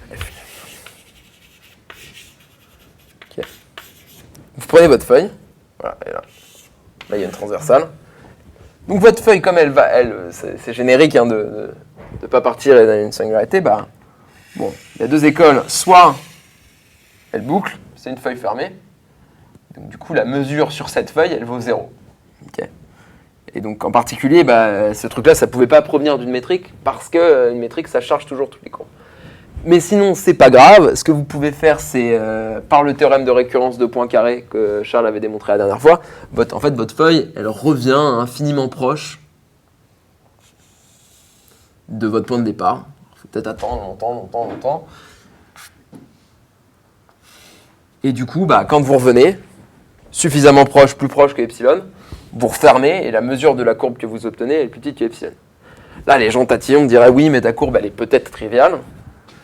Et en fait, c'est pas possible parce que si ma courbe était triviale, c'est-à-dire qu'elle borde un disque, elle devrait avoir une singularité à l'intérieur qui est pas comme on les aime. Voilà. Donc ça, c'était juste Voilà, et donc du coup, là, j'ai fini ma partie 3, j'ai prouvé, quoi. Ah, excuse-moi. Donc, si tu as un feuilletage, en fait, moi, je vais te trouver une courbe S, telle que mu de S, est plus petit qu'epsilon. Et alors, comment je fais ça? Mais après, pour epsilon arbitraire. Ok. Et donc, en fait, ce que je dis, c'est je prends une feuille. Soit la feuille, elle est fermée, sa mesure est nulle, donc en particulier, ça gagne. Et non trivial par le... Alors, ouais, c'est clair le non trivial Une feuille fermée. et non trivial? Ouais, non, c'est pas clair. Alors, la raison pour laquelle... Admettons qu'elle soit triviale. Tu as une feuille comme ça. Elle est... bon, alors, déjà, comme ton feuilletage est mesuré, ça va impliquer que toutes les feuilles à côté sont fermées. Et après, tu as un problème, en gros, de caractère. Donc, tu prends de caractéristique de l'air à l'intérieur du truc, par rapport aux singularités qu'on a prescrites. En fait, il faut que tu aies une singularité. Dans un disque, il faut que ces singularités qu'on a prescrites, ça s'appelle des épines, ou des trucs, tu as des ronds concentriques comme ça. Bref. On est foutu. Quoi? Proscrit. C'est toi qui... Enfin, dans ce moment-là, en français, faut pas... Vous avez vu qu'ils veulent retirer l'accent circonflexe, c'est terrible. C'est terrible. Et... Ça n'a pas de sens. Ok, donc... Et donc... Du coup, je termine l'argument. Si la feuille n'est pas fermée, c'est pas grave, parce que par le théorème de récurrence de Poincaré, tu te rapproches autant que tu veux. Donc au bout d'un moment, quand tu es arrivé suffisamment proche, au lieu de continuer ta feuille, tu refermes juste en suivant l'arc transverse. Et donc là, tu obtiens une nouvelle courbe qui, pour des arguments similaires, doit être fermée. Voilà. Excellent. Voilà, donc ils sont vraiment disjoints. Voilà. Okay. Et en fait, d'une certaine manière, ça nous donne, voilà, quand on va avoir une surface qui est dans Teichmüller, voilà, comme vous êtes dans Teichmüller, il y a une systole, etc. Le rapport entre deux courbes fixées, bon, bah, il est ce qu'il est. Mais si vous allez à l'infini, bah, vous avez des rapports qui commencent à tendre vers l'infini, tendre vers zéro de manière un petit peu sauvage. Et bon, ça semble raisonnable que, en tout cas, des fonctionnels qui apparaissent comme des fonctionnels de feuilletage mesuré puissent être des limites. Voilà. Là, c'est juste pourquoi c'est possible. Ok. Maintenant, je vais vous dire, voilà.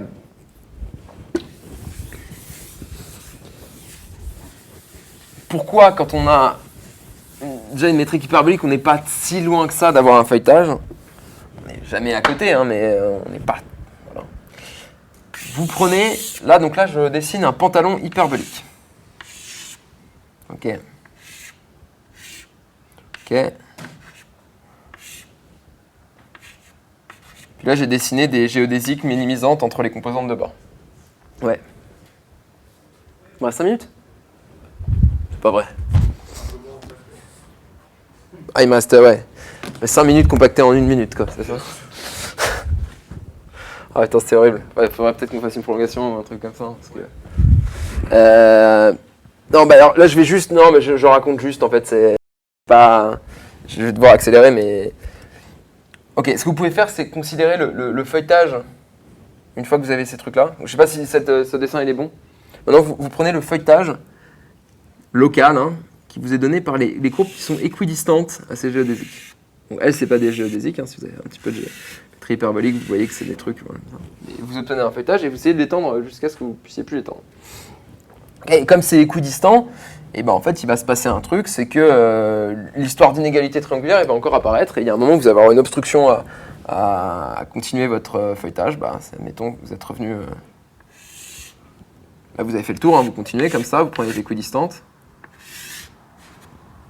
Puis voilà.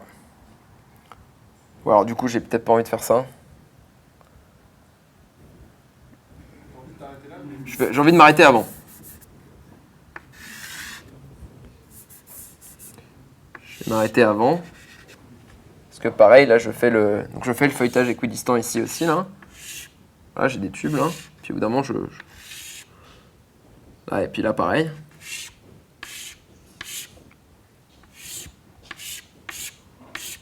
Et puis au bout d'un moment, je sais pas, on est obligé de s'arrêter. Là, pareil. Je vais aller au bout, là. En fait, vous avez 3, donc là, voilà, hein, là, j'ai vraiment tout recollé, puis voilà. Et là, donc, vous avez 3 zones un peu. Donc, en fait, ce que vous faites, c'est le. Pardon. Et là, donc là, j'ai tout feuilleté sur le bord, parce que la longueur du bord, elle est plus longue que la somme des deux autres, par exemple. Je donne un. Voilà. Et là, vous avez des zones, 2 zones. C'est pas. La longueur, elle fait non? Comment ça, la longueur? Bah là, tu vois, ici, j'ai pris des géodésiques, ok, et j'ai feuilleté de manière équidistante. Tu vois, donc ici, la longueur entre... Si tu prends la longueur ici, là, c'est la même que la longueur ici. Pardon? Alors, ça va jamais se croiser. Bah, oui, alors, l'argument ici, c'est que quand tu obtiens des trucs comme ça, ils sont quand même perpendiculaires au bout. Si ça va, c'est pas. Quoi? C'est faux ce que je dis? Tu me fais peur, Maxime. Il me semble que c'est vrai. Hein. C'est pas vrai? Si, parce que c'est... T'as les équidistantes, elles sont perpendiculaires au bout, non? T'as 2 perpendiculaires à une même géodésique. Et quand t'as 2 perpendiculaires à une même géodésique, elles sont perpendiculaires à toutes les... Les équidistantes, non? D'un côté. Bah, des deux côtés, non? Tu vois, ici, j'ai pris des trucs, les courbes dont je suis parti, elles sont vraiment... Elles sont orthogonales des 2 côtés. Oui, oui, parce que tu vois, comme elles minimisent la longueur, En fait, c'était pas orthogonal. Comment ça s'appelle, le faisceau de cercle. Tu vois, les géodésiques perpendiculaires à une géodésique donnée, c'est un faisceau de cercle. Et c'est orthogonal au faisceau de cercle formé des cercles qui sont des équidistantes. Donc l'argument c'est ça, du coup. Si elles se croisaient, elles seraient perpendiculaires au même endroit et elles iraient au même endroit, du coup. Voilà, et du coup, en fait, donc, là, j'ai obtenu un feuilletage presque partiel. Et en fait, ce feuilletage, je le modifie en rajoutant un point, en contractant ces trucs-là, en mettant ici, en contractant ces deux là jusque-là, et là en contractant, voilà, je ramène tous les points verts ensemble, et j'obtiens une singularité de type 3, je sais pas quoi. En gros, c'est le barycentre si j'avais mis des points sur l'hexagone que j'ai là, je prends le barycentre, boum, ça me donne l'endroit qui est équidistant de toutes les autres. Comment ça? Il y a une construction purement... Non, parce que là c'est vraiment assez top, enfin, c'est un peu géométrique, mais... Par exemple, si Il y a ma caractéristique. une des composantes de bord sur les... Comment ça? On voit que le feuilletage se remplit, c'est ça? Non, en fait c'est pas important, c'est justement, il est partiel, mais je le départialise. Bon, il y a cette zone-là, voilà, oubliée, je la coupe, et maintenant je recolle ici. Donc là, il faut voir que ces trucs-là, ils ont, que vous pouvez le recoller. Ce que tu as dit, c'est que ça, c'est presque un feuilletage. Ah, mais c'est un feuilletage. Enfin, une fois que tu as viré les deux parties où il n'y a rien, a priori, tu obtiens un feuilletage mesuré en prenant la mesure qui est la distance hyperbolique sur les transversales. La mesure, c'est la distance. Tu as pris des équidistantes. Donc, la distance entre deux, voilà. C'est clair ou... Ok, c'est la distance. Tu vois, t'as pris, voilà, faut voir, tu vois, tu prends la distance ici, et puis après tu la propages, quoi. Et du coup, ce que tu obtiendrais, c'est une pièce de type 1 sur ton dessin précédent. Voilà. Et tu peux obtenir une pièce de type Bien sûr, donc ça dépend voilà, des longueurs. Ici, là, j'ai supposé que mu de K1, hein, la distance, la longueur de K1 est plus petite que... est plus grande que la longueur des K2 plus K3. Voilà, et en faisant comme ça, je définis une fonction Q qui va de l'espace de Teichmüller dans l'espace des feuilletages mesurés. D'accord.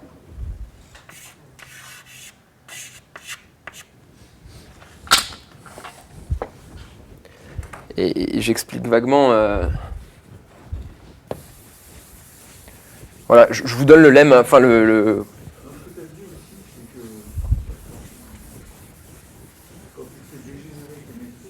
Ouais. Exactement.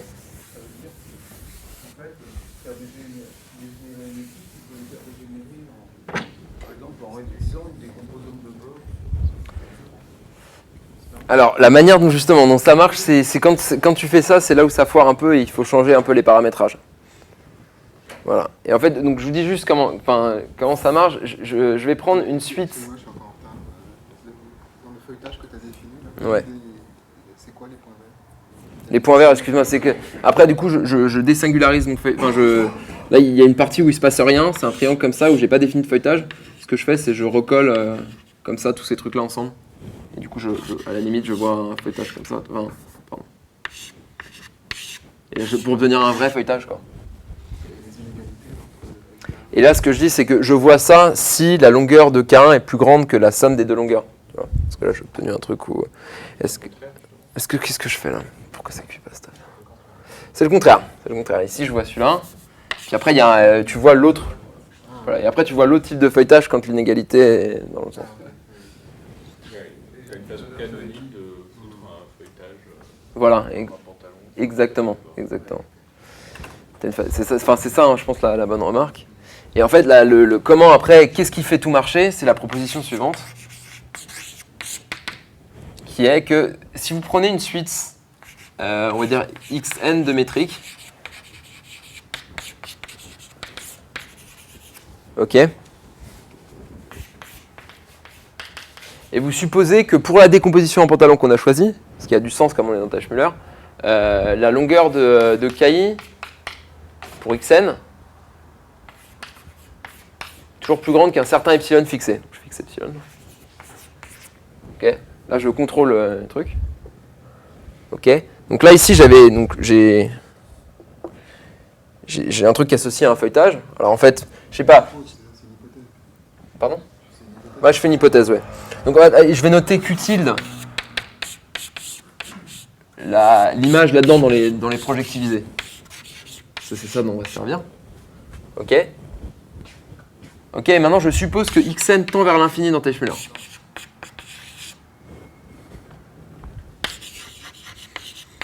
Et enfin, moralement, c'est juste dire que ça ne converge pas dans Teichmüller. Hein. Comment ça peut exister?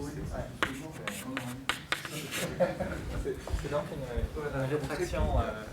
Comment quoi peut exister? L'application de la boule en la sphère.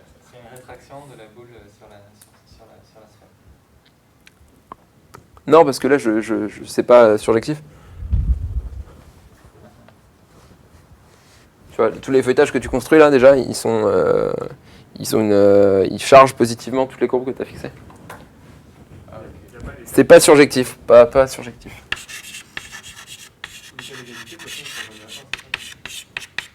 Non, sur tous les cas où c'est nul. Si les cas d'égalité ils sont atteints, c'est juste un feuilletage comme ça. Le cas d'égalité, c'est.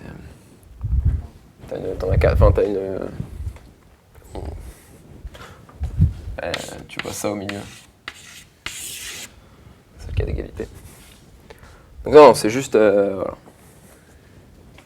Ok. Donc je prends xn qui tend vers plus l'infini dans Teichmüller. Et alors ce que je dis, c'est que dans ce cas-là, pi de xn, la projection dans le projectifié, moins q tilde de xn. Enfin, pardon, excusez-moi. Là, tu as supposé que tous les cahiers c'est minoré.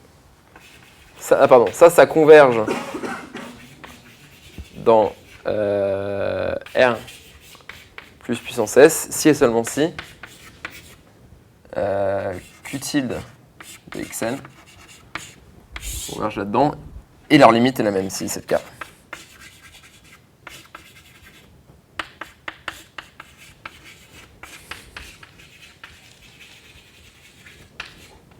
Alors je vous laisse 3 secondes pour... Pardon? Alors, pour les pi de xn. Ok, donc là je vais m'arrêter là, vous me laissez genre juste encore 2 minutes pour commenter. Ouais, désolé, hein. C'est juste, voilà, donc pi de xn c'est juste l'image dans le projectifié. Ok.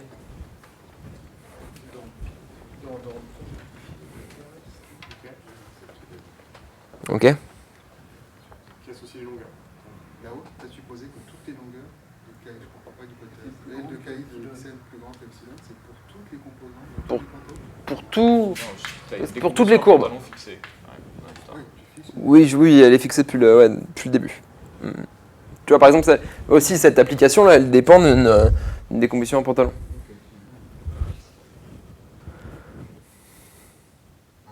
Ok. Donc là, si ça tend vers l'infini, c'est les twists qui. Voilà, c'est les twists qui... Ah oui, si tu veux revoir vraiment les yeux dans les yeux de la pénétration, c'est ça, quoi. Ok. Non, parce que tu peux aussi avoir des cailloux qui tendent vers l'infini. Oui. Ah, des cailles qui tombent vers l'infini. Oui, mais en particulier, ça inclut le cas où... Ok. Voilà. Et donc, enfin, qu'est-ce que ça veut dire, ce truc-là? Parce que, bon, effectivement, comme on le remarque, ce truc-là, Xn tout court, parce que ça tend à l'infini, ne converge pas dans l'espace des fonctionnels, parce qu'il a des courbes très très grandes, ou dans le... Non, attends, ce que je dis des conneries. Oui, si, c'est ça. Voilà. Donc ça veut dire quoi? Ça veut dire que vous pouvez, voilà, si vous voulez vraiment le faire, vous pouvez renormaliser Xn par une certaine constante lambda n qui tend vers 0, de telle sorte que ça tende vers, je sais pas, x infini, qui est Q de x infini, qui est, enfin je sais pas, non, c'est x infini un feuilletage mesuré. Il faudrait pouvoir le noter, quoi. Non, c'est pi de xn converge dans p de... Non, dans p de... Pardon, donc voilà, c'est ça. Donc ça converge dans P, mais si on veut... voilà, il faut que je le dise, il faut bien le dire. Voilà, ça veut dire quoi? Ça veut dire que lambda n xn, pour une certaine suite lambda n moins... Enfin... voilà, ça veut dire quoi? Ça veut dire que pour... Excusez-moi, c'est-à-dire que pour toute courbe...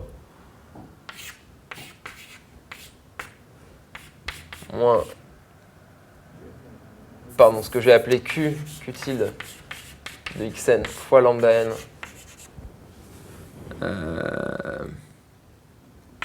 de S tend vers 0.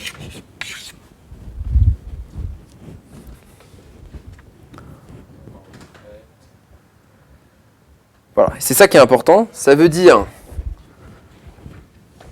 que, et en fait, dire que ce truc-là est vrai, ça veut dire que quand vous allez prendre une suite qui tend vers l'infini et que vous voulez mesurer les distances pour les éléments de la suite, donc ces trucs ils vont tendre vers l'infini, mais asymptotiquement, quitte à remultiplier Qn par un truc très petit, vous voyez la même chose.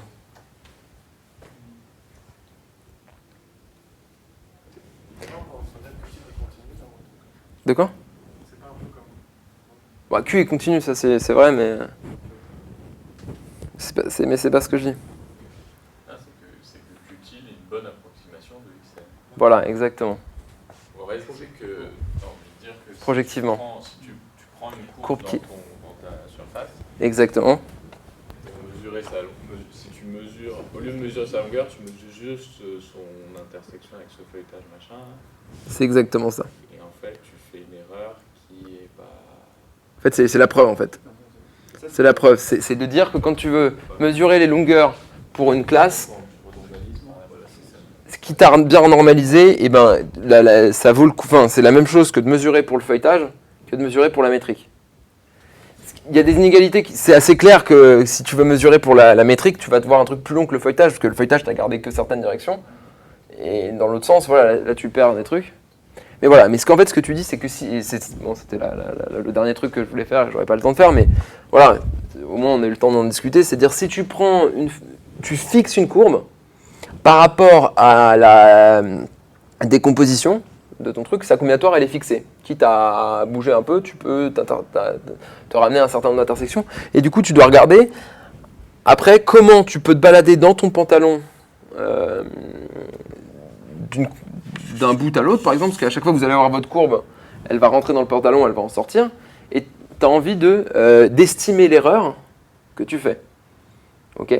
Et là, donc là, s'il faut faire de la géométrie parabolique, à un moment, on n'a pas le choix.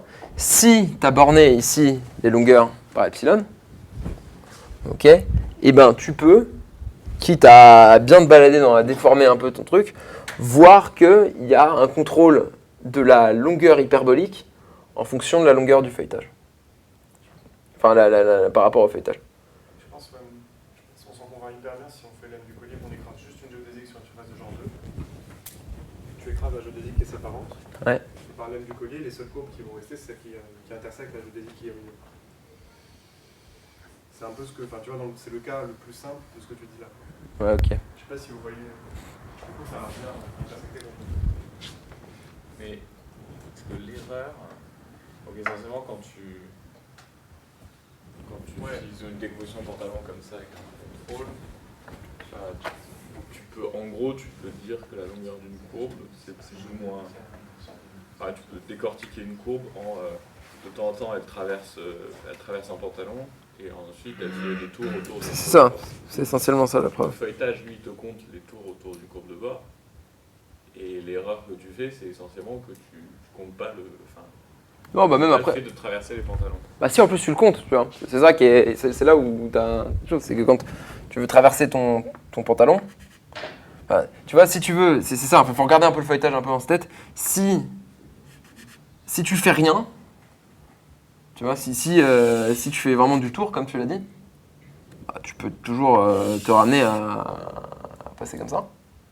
Du coup, tu comptes la même chose. Si tu traverses effectivement, tu vois, si tu veux aller de... Tu vois, tu veux traverser des zones ici, là. Alors, faut regarder. Tu as une manière, quitte à déformer un peu, plus efficace de la faire, qui compte au moins pour temps en fonction de l'epsilon que tu as pris sur les bords. Mais qu'est-ce qui. Enfin, a priori, tu peux quand même, si ton pantalon il est collé avec autre chose, tu peux quand même avoir une courbe, une feuille fermée. Ouais. Qui pourrait être grande, tu pourrais avoir des feuilles fermées grandes. Ouais.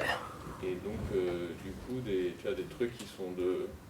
Peut-être que xn de s est grand, mais q tilde n de s est nul. Bah, l'écart est grand. Alors après, donc en fait, si. Oui, non, mais alors attends, t'as raison, C'est t'as pas- une c'est feuille. pas- je veux dire, Non, c'est mais pas bien sûr, vrai, t'es- c'est pas vrai t'es- que non, si. l'écart entre xn de s et q tilde n de s, par exemple, est borné. Si. C'est vrai qu'elle en Alors attends, laisse-moi... ouais, pardon. Donc, non, parce que tu as dit que tu as une feuille qui est fermée. Donc elle définit une classe. Ok, et en particulier, donc, la mesure pour son feuilletage, elle vaut 0. Tu vois. Mais pour une métrique hyperbolique, dont la décomposition en pantalon, la combinatoire est fixée et les longueurs sont plus petites que epsilon, elle, plus grande que epsilon, elle, sa longueur, elle sera jamais plus grande qu'une certaine constante. En fait, ce que tu as, c'est que tu as... pour chaque courbe. Donc en fait, l'inégalité, ce que tu as, c'est le lemme. Tu as un lemme, le technique, c'est qu'il te dit que pour tout S, je te le dis vraiment proprement, et pour tout epsilon, il existe une constante, c'est epsilon S, telle que, bon alors ça c'est clair, que l'intégrale du feuilletage de S, c'est plus petit que l'intégrale, enfin la mesure pour la métrique hyperbolique, qui elle-même est plus petite que un truc qui est QM, plus ta constante. Non, mince. Voilà. Puis une fois que vous avez ça, vous avez vraiment tout pour le faire, parce que vous pouvez décrire, voilà, bon, il y a cette hypothèse de epsilon, mais en fait qui est pas si gênante. Vous pouvez, grâce à ça, décrire des voisinages dans l'espace plongé du bord. Vous voyez tous les trucs qui convergent vers ça, vous voyez que c'est des ouverts et vous avez gagné, quoi.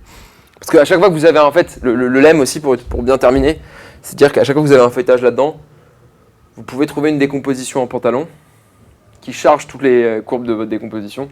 Et du coup, vous pouvez utiliser toute cette armada pour décrire des voisinages, etc. Et vous voyez bien. Voilà, je pense qu'il faut encore réfléchir à qu'est-ce que ça veut dire. Voilà, vous avez ces courbes très longues qui sont approximées, et donc du coup, voilà. Je t'aurais bien vu nous le faire l'exposé en fait. Voilà, et bon, je vais m'arrêter là.